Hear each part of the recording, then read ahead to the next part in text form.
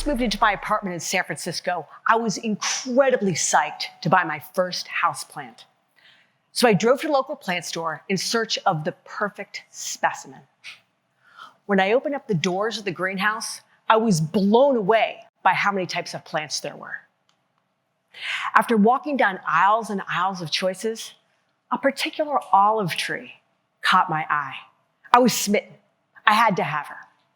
So with a big smile on my face, I lugged Olive to the register where the checkout clerk said, "You know that tree needs to be outside, right?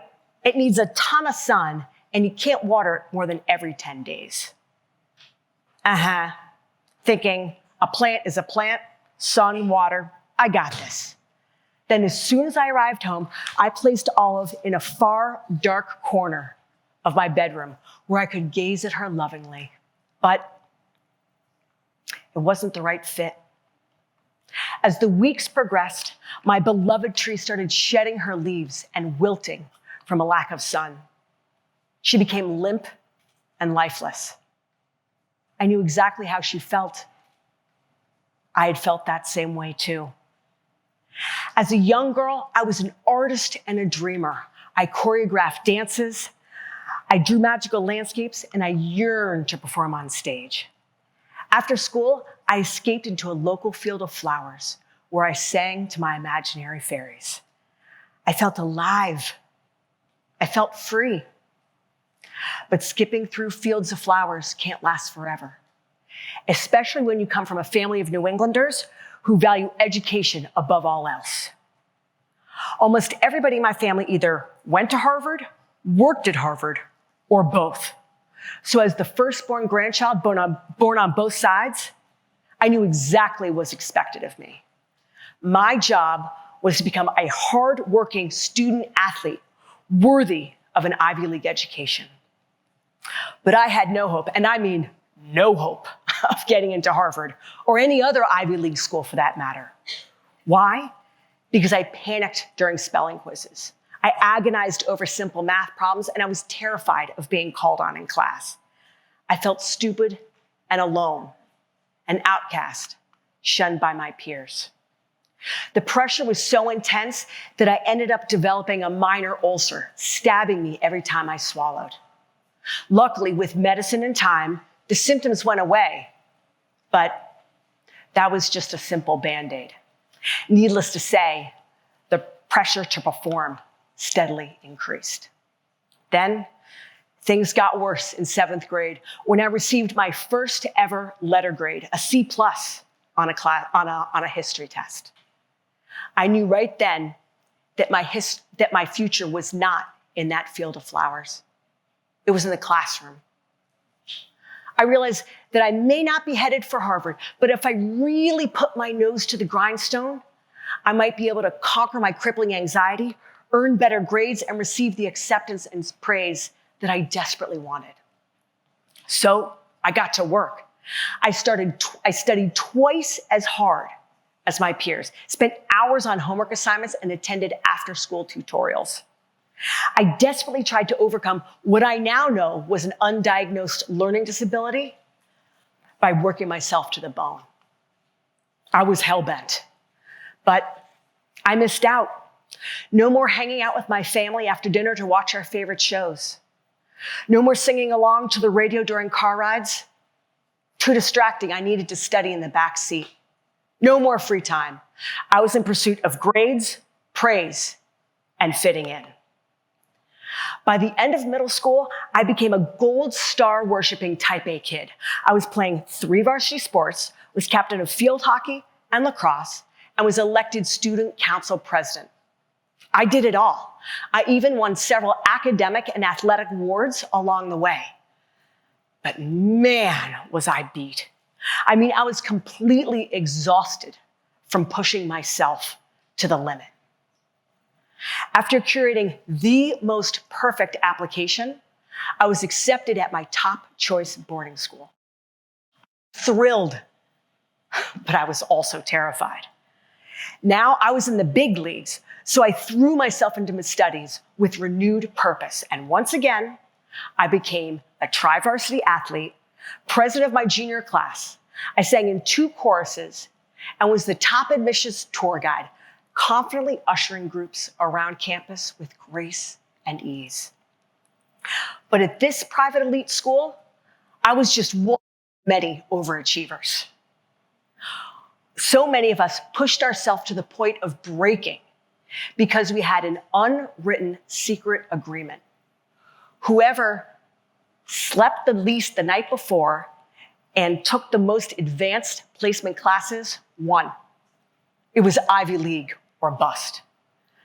Eventually, after years of suffering and sacrifice, I had finally done it. I'd been accepted at a top-tier college. But in the process, I had lost my way.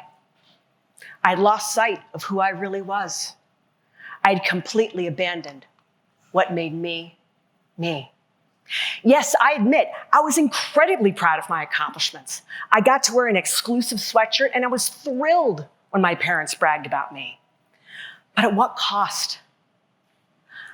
I was finally the golden child, but I was also the poster child for the overworked, underslept kid who had no idea how to slow down.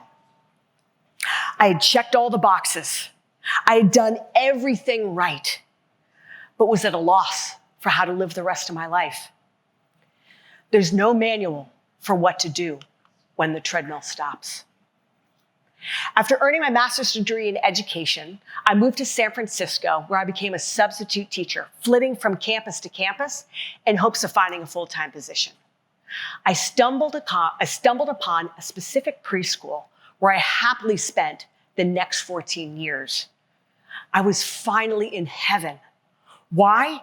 Because this place was exactly what I was looking for, the perfect fit for me. I sang classic children's songs during circle time. I drew magical landscapes during art class. And I deeply immersed myself in imaginary play during recess. I felt great pride using my newfound teaching skills to uplift, inspire, and educate the most adorable preschoolers ever. I was healing old wounds and having a blast. Once again, I felt alive. I felt free. But it's hard to escape the allure of a fancy private school education. I started to notice an all too familiar trend. Parents 2,000 miles away from Boston were also obsessed with getting their children into elite private schools. The tech boom had changed the admissions landscape forever. The competition was fierce, and acceptance rates were dropping dramatically. As someone who knew the insides and outsides, the pitfalls and advantages of attending private school, I felt the need to help. So I met with families after school at a local coffee shop, teaching them the tips, tricks, and strategies of applying to private schools. Word quickly spread, and before I knew it, I was a full-time private school placement consultant, helping families all over the Bay Area and beyond. I went on to coach everyone from Uber drivers to the uber wealthy, while simultaneously writing, publishing, and promoting 2 guidebooks about the private school admissions process. Now, maybe you're thinking, wait, here's a woman who was crushed by the pressures of attending private schools, and now she's trying to help families get into those exact same schools? This makes no sense. But I uniquely understood how to prevent children from suffering from those exact same pressures. I knew that the secret to any application process, from kindergarten through college, had nothing to do with proving your worth on paper, and nothing to do with getting into the fanciest school possible. It's all about knowing your child and finding the right fit. I've seen it time and time again, parents pushing their artistic children to apply to academic pressure cookers. Parents coaxing children to attend their alma mater, whether it's a good match or not. Parents forcing their average, happy-go-lucky children to attend schools populated by academic wunderkids. And as a result, our children, like I was back in the day, are suffering terribly. According to a recent Harvard study, 40% of all American teenagers are incredibly stressed about the college application process. Our children are overscheduled and overworked to the point of exhaustion. We are stripping them of their childhood and systematically transforming them into achievement junkies. Is that what we really want for our kids? To be on an infinite hamster wheel of work trying to prove their worth through accomplishments? No. I have 2 daughters. One has wild red hair and freckles. Dresses like Madonna circa 1986, has the mind of a diamond and the heart of a poet. She is incredibly messy and sneezes A's. The other one couldn't be more different. She's a blonde with an effortless golden tan who dresses like an athleisure model. She's the mind of a future business exec, no nonsense, never late, heart of gold. Just like my girls are undeniably different from one another, each child needs a specific, customized environment in order to thrive. A sweet bookworm may need a liberal arts college with smaller class sizes to feel seen and supported. A hypersocial sports fan may need a football-obsessed university with a vibrant Greek system in order to be fulfilled. Regardless, we need to focus on the needs of our children in order for them to be successful in college and in life. And let's be clear. You can get a great education at hundreds of institutions, but I guarantee you will perform best where you fit every single time.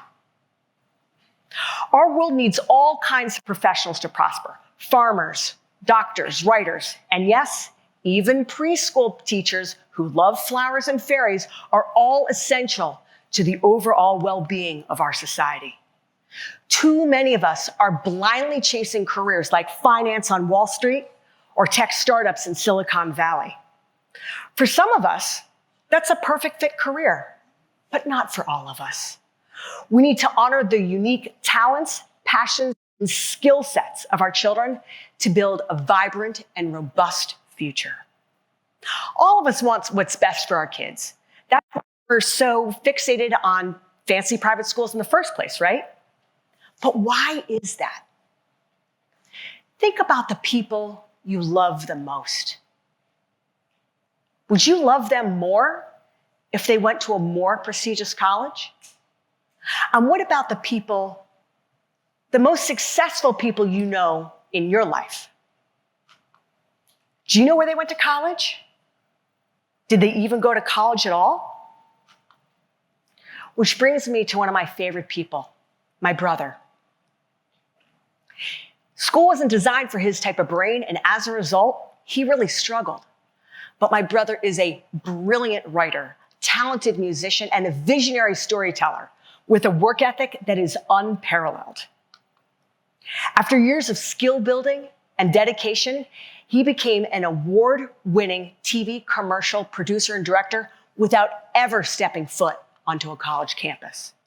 So stop worrying about where they go to college. Their acceptances, waitlists, and rejections are not an indication of how successful they may be, how much money they may make, or how meaningful or rewarding their lives may become. Again, there are plenty of fabulous colleges with enriching programs for all types of students from which to choose. There are endless options. And to the students out there, stop pushing yourself to be a better applicant. And instead, start asking yourself questions like, what am I naturally good at? What brings me joy? How might I be of service? Think of ways that you might authentically shine in the world. Pursue those things and embrace your talents. Now, let's be clear. This isn't just about rainbow sunshine and following your bliss. When we are placed in the right environments, we grow more, we learn more, and we engage more. That is what will make us successful in life. Not the brand name on your sweatshirt, or who got the least amount of sleep the night before. And when it comes to choosing a college, focus on which programs might build your skill sets, which professors might foster your talents, and which communities might make you feel happy and whole. Find schools where you feel good walking around campus. Prioritize places where you can pursue your passion and make friends, because that's going to matter way more in life than landing your first job. In short, focus on which schools are the right fit for you. Forget about the brand name. It doesn't matter. But what does matter is finding the right fit. And speaking of fit, if you're wondering whatever happened to Olive, I couldn't give up on her. Instead, I decided to put her needs ahead of mine. I planted her in a bright spot in my backyard with plenty of direct sunlight, being sure to water her every 10 days. In short, she came back to life because her needs were met. It wasn't too late for Olive, and it's not too late for our kids either, because fancy doesn't matter. It's all about the fit, because when you fit, you thrive.